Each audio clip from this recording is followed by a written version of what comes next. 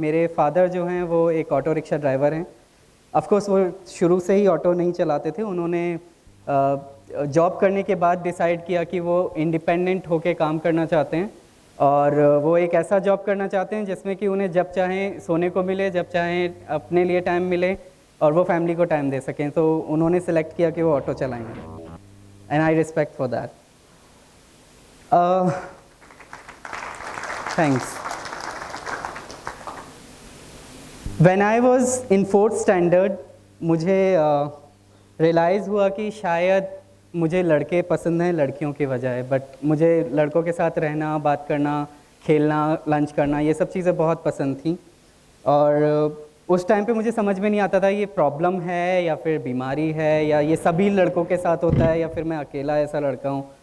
But slowly जब मैं 4th के बाद 5th में गया, स्कूल चेंज हुआ, 7th में गया, फिर भी कंफ्यूज था, मुझे नहीं समझ में आया। बट यस, एक दिन एक ऐसा इंसिडेंट हुआ जिसने मुझे काफ़ी तरीके से चेंज करके रख दिया।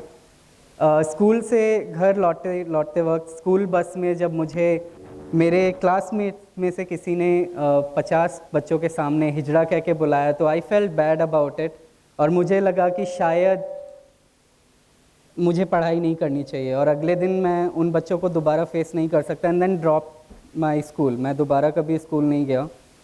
मम्मी पापा को बोला कि मुझे पढ़ाई में थोड़ा प्रॉब्लम होता है, लाइक मेरे सिर में दर्द होता है and all. But after that I realize कि नहीं, पढ़ाई बहुत ज़्यादा ज़रूरी है। मैंने 2 साल बाद दोबारा से स्टडी शुरू किया, 2 से 3 साल बाद। इन बिटवीन मैंने LIC में काम किया, वहाँ पे भी मेरे साथ कुछ प्रॉब्लम्स हुए related to my sexuality. Overall I was very confuse. But yeah when I was 17 year old I was working as a computer operator to one company and वहाँ पे मेरे पास कंप्यूटर एक्सेस होने की वजह से और इंटरनेट होने की वजह से मैंने गूगल किया इन चीज़ों के बारे में and then I realized about this thing that जो भी ये टर्म है इसको गे बोलते हैं या लेस्बियन बोलते हैं या ट्रांसजेंडर बोलते हैं।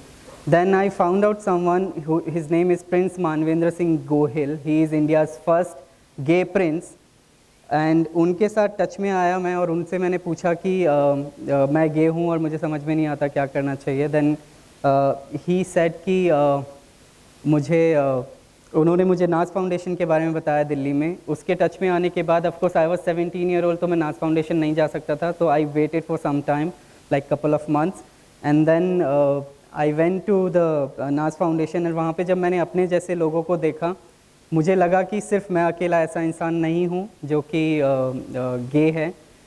बट या वहाँ जाके मुझे पता चला कि LGBT कम्युनिटी जो है उनके साथ वो बहुत ही ज़्यादा रिस्क पॉपुलेशन हम उन्हें बोलते हैं because they are highly in risk for HIV and AIDS because उनको ईज़िली एक्सेस नहीं होता है नॉलेज के बारे में एंड HIV एंड एड्स के बारे में and they sometime they do sex work because of कि उनको इतना पढ़ाई उनको नहीं हो पाता है, घर से उनको निकाल दिया जाता है and all. This is my family. Then मुझे वहाँ पे एक काउंसलर मिले और उन्होंने मुझे बताया HIV एंड एड्स के बारे में।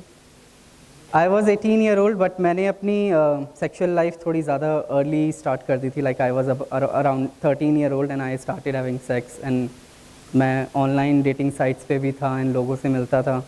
सो जब मुझे काउंसलर ने HIV और एड्स के बारे में बताया, STI के बारे में बताया एंड अदर इश्यूज़ के बारे में बताया, देन आई थॉट कि I should go for HIV testing. But मुझे पूरे 9 मंथ का टाइम लगा अपने माइंड को प्रिपेयर करने के लिए कि I should go for it और not because I was quite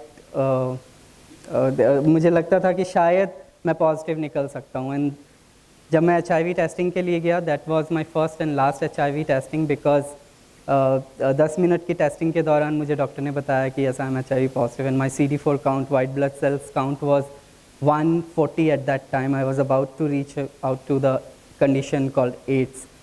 but then फिर मेरा ट्रीटमेंट शुरू हुआ and I was in to depression for 3 years because of course if you are just 18 year old and अगर आपको पता चले कि आपको HIV है या HIV के अलावा कुछ ऐसी बीमारी है जिसके बारे में आपको इतना पता नहीं है और आपने ज़्यादातर सुना है कि आप मर जाओगे, तो शायद आप जीने की इच्छा छोड़ दोगे। I never thought about this thing कि मैं कभी एक एक्टिविस्ट बनूंगा, बिकॉज मैं हमेशा when I was 16 year old I was doing my theater classes and I was doing my guitar classes, classical music, one organization called Manzil from Khan Market.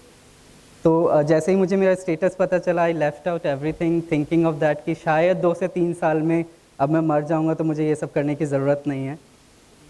But 3 साल के depression के बाद जब मुझे realise हुआ कि मैं कब तक ऐसा बैठा रहूँगा और रोता रहूँगा, देन आई थॉट कि there are lots of Gautam out there who are online on internet, जो इंटरनेट यूज़ करते हैं, जिन्हें HIV की नॉलेज नहीं है या फिर जिनके साथ प्रॉब्लम्स होती हैं, तो मुझे लगता है कि शायद मैं उनके लिए काम कर सकता हूँ।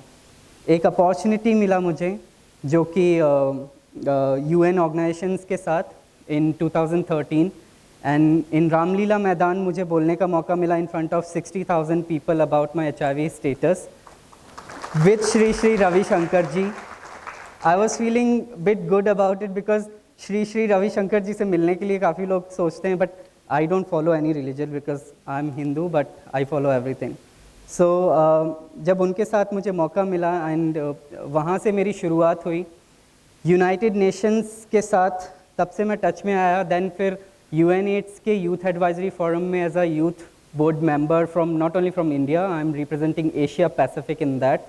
आई am also working with youth lead that is based in Bangkok, which is working for education and women empowerment and LGBT rights and other issues.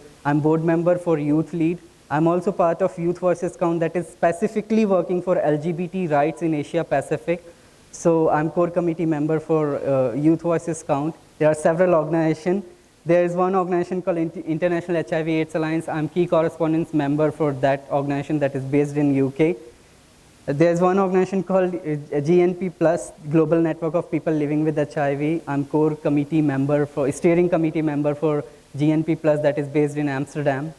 And yes, last week I was in UN. This is that event which I talked about, Ramlila Maidan. Last week I was in UN। एक dream था, जब मैंने मलाला को सुना था UN headquarters में, तब से ही वो ड्रीम मेरे दिमाग में आया था कि गौतम तुम्हें भी वहाँ तक पहुँचना है और तुम्हें एक बार ऐसा कुछ करना है। And luckily I got that chance कि UN की तरफ से मुझे अभी पेरिस जाने का मौका मिला और वहाँ पे मैंने एशिया पैसिफिक की तरफ से जो भी इश्यूज़ अभी तक मैंने आपके साथ शेयर किए हैं वो मैंने वहाँ पे हाईलाइट किए। And in front of ministry and other people I spoke about the issues. This is that in Paris where I spoke, and I felt good about it because there was like almost thousands of people who were listening to me, and they were like, because I was representing India over there, and I felt good because India एक ऐसा देश है जहाँ पे हम freely बहुत सारी चीज़ें करते हैं। Like I met someone from Syria और Uganda, they were like Gautam हम लोग ऐसे बात भी नहीं कर सकते हैं जो कि आप LGBT राइट्स और इन सब के बारे में यहाँ पे ओपनली बात कर रहे हो। So I feel good about it and hopefully I will do my work like that in future also. Thank you so much.